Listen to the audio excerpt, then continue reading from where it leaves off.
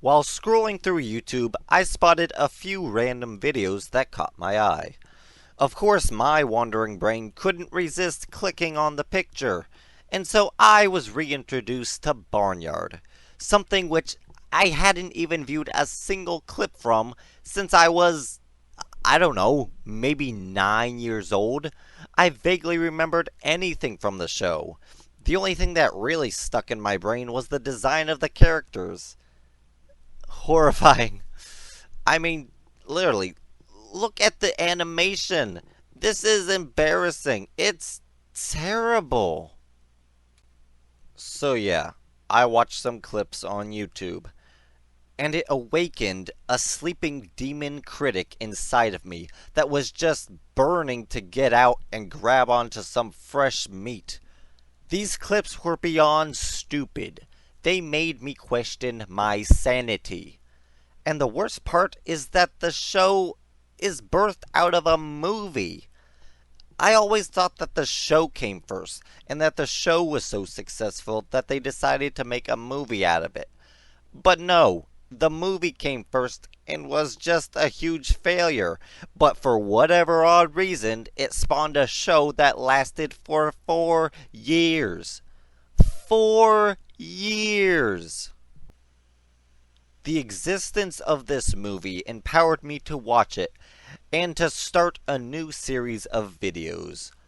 Here is why Barnyard is an embarrassment to cinema. Let's start with all the stupid nonsense that this film has to offer, because there is a lot of it. Within the first few seconds, we get an idea of how dumb this movie is. It starts off with some generic barnyard music and singing, but there is no actual lyrics to the singing. It's just a bunch of gibberish. 2 more minutes into the movie, and we already get inappropriate jokes that just keep coming as the movie progresses. The jokes are so unfunny, random, and pointless. Oh, and did I mention unfunny? It makes sense, because the dialogue in this movie just sucks through and through, so it doesn't surprise me that the jokes don't land. Speaking of jokes, there is this comedian rooster at the Barnyard rave parties who sounds like Steve Harvey, but is actually voiced by some guy named Earthquake. Did he, get his name because every time he tells a joke, the earth quakes with laughter? I mean, that wouldn't make sense, because just like everything else in this movie, he isn't funny. He tells the worst jokes. They aren't just bad as in not funny. His humor is dark. He jokes about eating turkey, and about how all of the turkeys are going to die on Thanksgiving. I mean, this joke feels a little bit more good-spirited when we find out that the farmer is a vegan. Oh yeah, the farmer is a vegan. How do we know this? Because it's brought up for no reason in the middle of the movie and leads into about 30 painfully long seconds of our characters arguing about what a vegan is. Wait, did I just say characters? Oh, no, no, no. I believe what I meant to say was annoying, poorly animated blobs that act like a reckless 2-year-old who has never heard the word no before. Outside of our main character and one other, I'll get to them in a moment, I think the most character development we get is out of the Weasel character, whose defining trait is the fact that he craves chicken, which is a problem because a lot of his friends and neighbors are chickens, and this Weasel's arc is that he bites a coyote and thinks that it tastes like chicken, and then he chases a bunch of coyotes, and so it's kind of safe to say that those coyotes saw their last weasel. Or their last anything for that matter. Yeah, it's implied that the weasel ate the coyotes. The jokes weren't the only thing that was seemingly random and pointless. The story was also a nonsensical mess. The main plot is focused on the fact that our main character, Otis the cow, is an irresponsible party animal who has to take leadership when the coyotes are invading the barnyard. That plot in itself could work, But the movie seems to have a desperate need of many side adventures in order to fill in the runtime, even though the side plots have nothing to do with the main plot and have no impact on the rest of the story. But hey, get it? We need to watch the farmer get kicked in the head and fooled by animals for over 5 minutes straight. Honestly, if the whole movie was just the farmer getting kicked in the head, it would have been more entertaining than what we got. Oh, and don't forget, we need a bunch of ugly, bratty teenagers to come tip over a cow for no reason, making our main cow characters angry, leading to them stealing a car so that they can drive to one of those bratty teens' house so that they can scare the crap out of him and smack talk him like only someone with the mind of a 2-year-old, and every character in this movie, would, only to get back in the stolen car, get drunk on milk, speed down the road, get chased by cops, crash the car, ditch the car, trick the cops, and return the demolished car back to its owner. If you are in any way confused about what I just said, don't worry. So am I. To continue this rant, this movie just gives off so many bad messages, even when I don't think it's purposely trying to. First off, the animals are always having rave parties and getting drunk on milk. Like, how does that even work? Is it like fermented curdling milk? And I'm probably one of the only people who's going to point out this, but there is a chicken abortion in this movie. A chicken jumps up onto a pool table, steals the cue ball, replaces it by laying an egg, and then runs away, leaving her child to get smashed into pieces by a pool stick. That's like having a baby and then leaving it in the middle of a street, knowing that your baby is going to get hit by a car. Also, I'd like to point out that that was the only female chicken that I saw at the party. All of the others were in the coop taking care of their eggs. Was this one chicken like the rebel who gets drunk and impregnated at parties and then leaves her baby to get killed? Also, how does the anatomy of the cows work?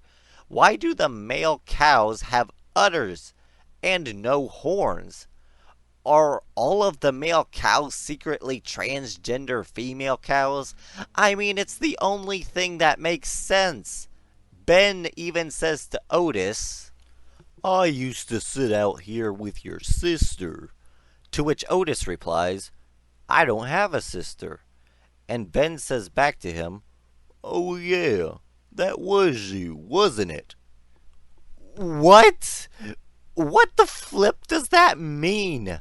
How do you even mistake your son for being your son's sister that doesn't even exist? What is wrong with this movie? And the whole udder thing isn't even consistent, because we can clearly see a bull in the movie who doesn't have udders. This is what all of the male cows should look like. Why is there only one normal-looking male out of the entirety of the male cows? Is there anything that makes sense or worthwhile in this whole movie? Yes, there actually is. Kind of. I want to take some time here to talk about what actually works about this film. And I'm a bit surprised, because this section is much longer than it has any right to be. I just need to start off by saying that the coyotes were actually menacing and creepy. They weren't like great antagonists who were well developed, although they were more interesting than most of the characters in this movie. But in the end, when all is said and done, the coyotes served their purpose. The story of this movie is about a father, Ben, who wants his adopted son Otis to take his life more seriously, to start showing initiative so that eventually Otis can take his father's place as leader. And that right there is good setup for a strong character arc. And the story only gets stronger when Ben is killed by the coyotes, while defending the barnyard after taking over Otis's guard shift. We get a big funeral, and Otis reflects on his life and his choices. He now begins to see where his carefree party life is going to lead the barnyard. So Otis goes after the coyotes, and when he gets the chance to fight them, he can't. He's too weak, too cowardly. He's not the cow that his father was. In his shame, Otis gets ready to leave the farm, until the coyotes take someone that Otis cares about. Otis now has more reason to fight. He won't just be fighting to try and heal the scars that the coyotes left by killing his father. Otis has a chance to become his father by fighting to save the barnyard rather than just fighting for himself. So Otis goes and fights the coyotes, and his examples inspires his friends to join the fight. Now, was the story as good as I made it sound? Yes. Yes, it was. Was the execution, writing, and pacing as good as I made it sound? Heck no! Like I stated earlier, the writing and dialogue just sucks. The jokes aren't funny and are in many cases inappropriate. The funeral for Ben should have been an emotional moment that made me care more about the characters who were mourning for him. Too bad I didn't care about any of the characters in the movie to begin with, which made the impact of Ben's death last a whole 3 seconds. And maybe Otis's character growth in the middle of the movie would have meant something if he wasn't constantly making stupid, immature decisions and acting like an idiot, doing pointless things that distract us from what the real issues are. And the final battle could have had some wholesome conclusion, if it didn't take breaks to throw in lame running gags that weren't funny the first time we heard them, and to make poop jokes. This movie is a failure on every level. Or at least it would have been, if it wasn't for my boy Biggie Cheese. What is there to say about him? He's a legend.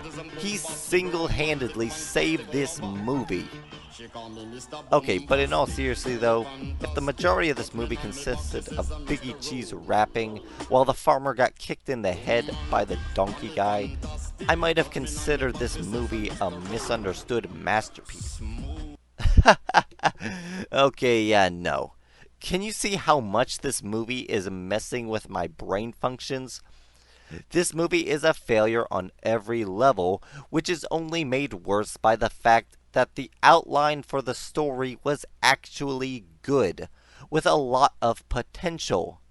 Potential that is constantly undermined by terrible dialogue and plot filler that have no purpose other than to try and make a joke. Something which this movie only succeeds at maybe 3 times. And considering that there were a lot of things that the movie sets up at the beginning of the movie that do get paid off in the end, even if none of it was pulled off well, just proves to me that the writers knew what they were doing and purposely made this movie as stupid and incompetent as possible. Barnyard is a movie that knows it's a crap show, and tries doing everything that it can to keep it that way. Because anytime we get close to a decent moment, the movie throws in more pointless garbage to ruin the moment. I give Barnyard a 20% in quality, a 10% in enjoyment, for an overall score of 15%. Thanks everyone for watching. Please like, comment, and subscribe, and hit that notification bell to help you be on the lookout for more videos from Luke Film Boss.